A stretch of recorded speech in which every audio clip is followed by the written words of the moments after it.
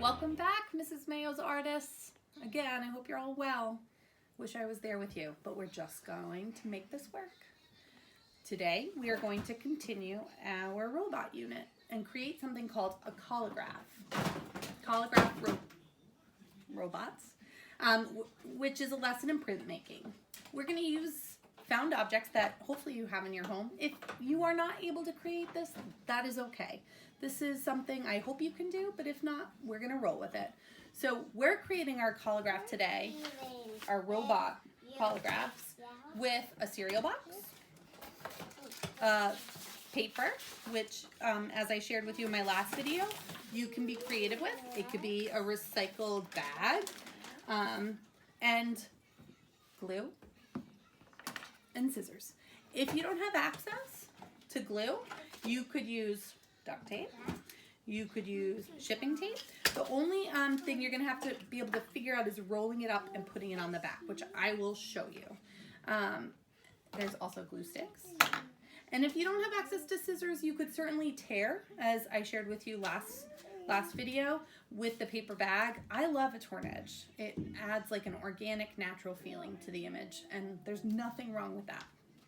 So we're making a collograph robot today. So we're going to begin with the cereal box. And the first step is to cut our cereal box.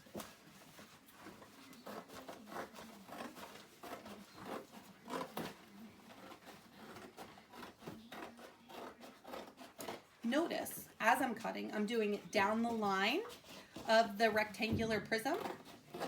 I'm going to want one of those big rectangles as the base for my collograph or my robot. And this again is going to be our background, our negative space that our robot is going to pop off of, that we're going to make prints off of. So I'm going to cut this piece too, because I'm afraid that crease may become a problem. Now remember, when cutting, your thumb should be on top and your fingers go down below. You always want to cut away from you, and your thumb does all the work, and the job for your fingers is just to steady the scissors. So we're going to glue on this gray surface, not on my honey nut. Nope. The glue will stick better to the back where there isn't a print, and it's more porous. So now we're going to return to the big idea, last lesson, of shapes. Notice the variety of shapes here. I know the objective for our last project was to use 4 shapes to draw a robot. Now we're going to bring it up a notch by cutting those shapes and constructing a robot 3-dimensionally on this surface. All right? So again, I'm going to begin. You don't need to begin this way. If you have a plan for the head, you can certainly start there. I'm going to begin with the body. And I really like this, did you guess it from last week? This trapezoid shape. Trapezoid shape. So I'm going to begin there. So I'm going to draw or cut. Maybe it's not a bad idea to draw first, because artists make a plan. I'm going to use my crayons here, but you could draw with whatever you have available. Even if it's just dipping your finger in the water, you don't want to use too much because, again, paper, as we've talked about in class, paper rips easy when wet. But I made a plan that way. So actually that's going to work. But maybe for my neck shape, I am going to draw with my crayon. That certainly works too.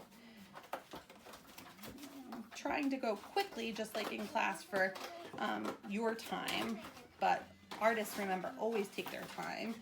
Leonardo da Vinci's famous quote is, "Art is never finished, it's abandoned." So you never have to rush your art making process. Well, unless you have constraints of the day. So I'm not loving this edge, so I'm going to neaten it up a little. So I know we have spoken in class to remind you of something called a rough cut, where I do a laid back cut first, and then I refine it by going over my edges again. So now I have my trapezoid, which I am going to attach to my background. So again, you can do this a variety of different ways. One way is the obvious, which is glue. Again, never a lot of glue. This is a reminder from class, little dots around the edge. So I'll start by showing you the glue method. Flip it upside down, give it a shimmy, shimmy, shake, and little dots around the outer edge. Not a big ploppy blob in the middle. That just will make it curl up on the edge and not really work well for you. So I have my trapezoid down, and I'm ready to move on to another shape. Again, 4 different shapes creates visual variety. It's a good goal. So I have my trapezoids. Now I'm thinking for my head, I would like a rectangle and perhaps a rectangle for my neck. So 2 rectangles. So I'm gonna look at what I have available. And I see the tab at the top of my cereal box is a great neck shape. I'm just gonna trim that up a little bit. Here I have it, okay? Now for this, I'm gonna show you for friends that may not have access to glue, how I can do this with my duct tape. Pull a little bit up, give it a little snip, snip, snip. It's okay if it bunches up a little. And I'm not gonna tape over it because that would transfer on our print, which would maybe make for a sloppy print, which we don't want. We roll it into what is sort of like a cylinder, and I pop it on that back. Now I'm ready, and I'm actually thinking, creatively problem solving, my body's not quite big enough. So I may stack this instead of a neck like I was initially planning. I'm going to stack it as a second component of my robot's body. Now I'm going to use more of this tab to create the robot's neck. Okay. Now perhaps you don't have duct tape and you have packing tape.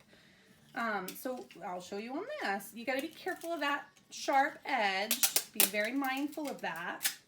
Here, roll that cylinder form, not shape, 3-dimensional form, and pop that little neck on there. And you can see how my robot's coming along. Now I'm going to create the head. And I think as I have 2 rectangles stacked up there, I'm going to move on to a different shape for the head. And because I already have the trapezoid and 2 rectangles, I'm going to go with the semicircle for the head shape. And again, artists make a plan, so I'm going to sketch that on here. So I'm going to assess the size of my body and then transfer that thought into here. And I noticed initially, I don't think I made it quite large enough. And I'm going to go over it. Now, because this is a print, not a drawing, that drawing doesn't matter. It's okay that it's there. Now, the cereal box, not the easiest thing to cut. This is going to take a little time and hard work. And you may make mistakes. And again, that's great. You'll learn the best way to cut, perhaps, or a different technique. So here's my head. And again, to show you another option. Oh, and look, little blooper. That glue is dry. Should have checked my supplies. This one is not. So I'm going to put the glue. With the glue stick, you do have to be a little more generous with the glue because it tends to come up a little bit easier than the actual school glue. So I popped a little more on there all around.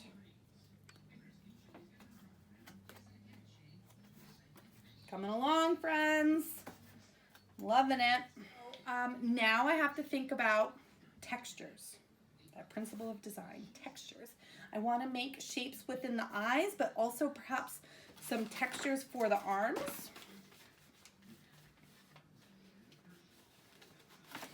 Make an arm.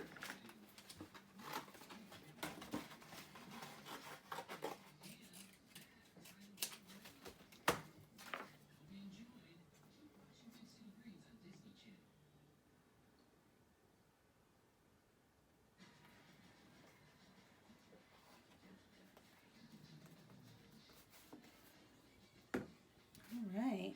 Now I'm only going to half finish my robot for the sake of this video, but I want you to know that if I were working in class, I would probably continue. However, in class, I have to wrap up my demonstrations frequently also because I never want to take up our whole time. I want to leave you ample time to create always. All right. Now a leg.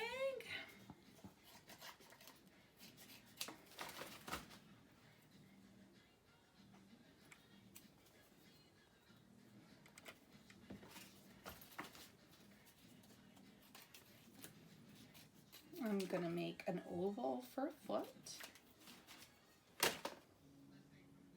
I'm gonna slow down so I'm showing you the right method.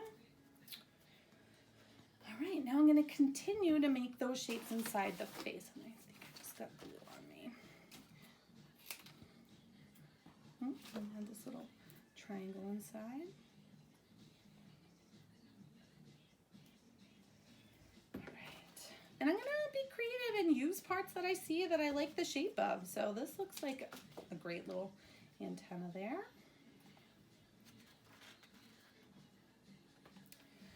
And any other little pieces I can utilize that are already here?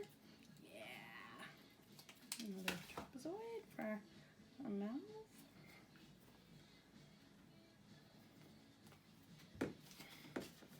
And I'm going to use this little strip to add some stripes to the legs. And you can rip.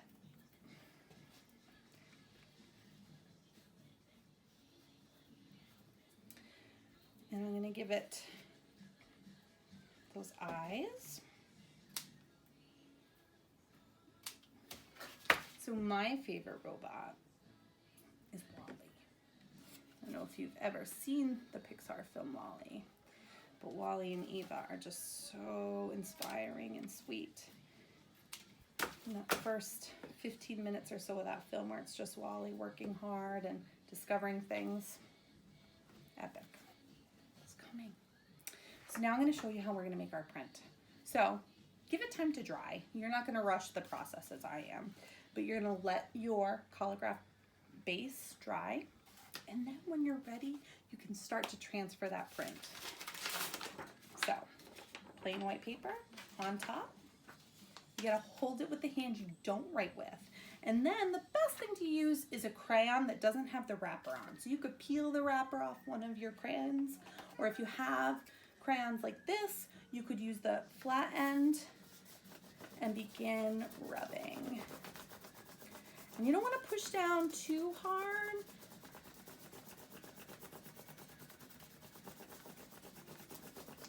But it's really important that while you're doing this, you hold it with the other hand so it doesn't wiggle on you.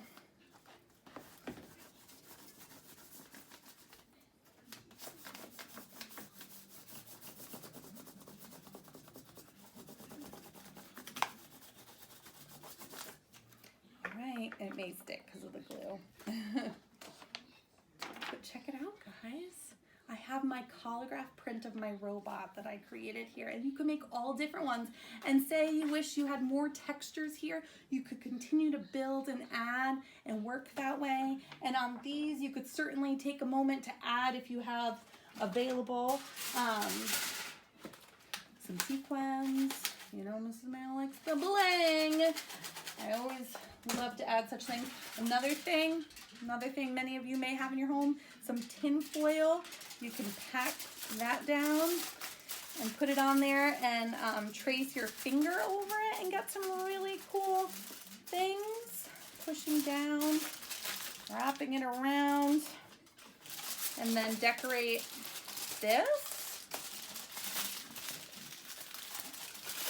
I don't know if you can really see it, but you may need to build it up more for something like that, but this is an option too, and adding your bling to that. Continuing to work that way. Really smooth it out gently with your finger. Go from there, hey bud. All right, I can't wait to see what you create. Please post it on your classroom's page and share with me. I miss you guys. Enjoy this, I hope. And again, if you feel overwhelmed by the limitations of supplies, that's all right, but I hope to see your robot drawings and now your robot collagraphs. Be well, guys. Thank you.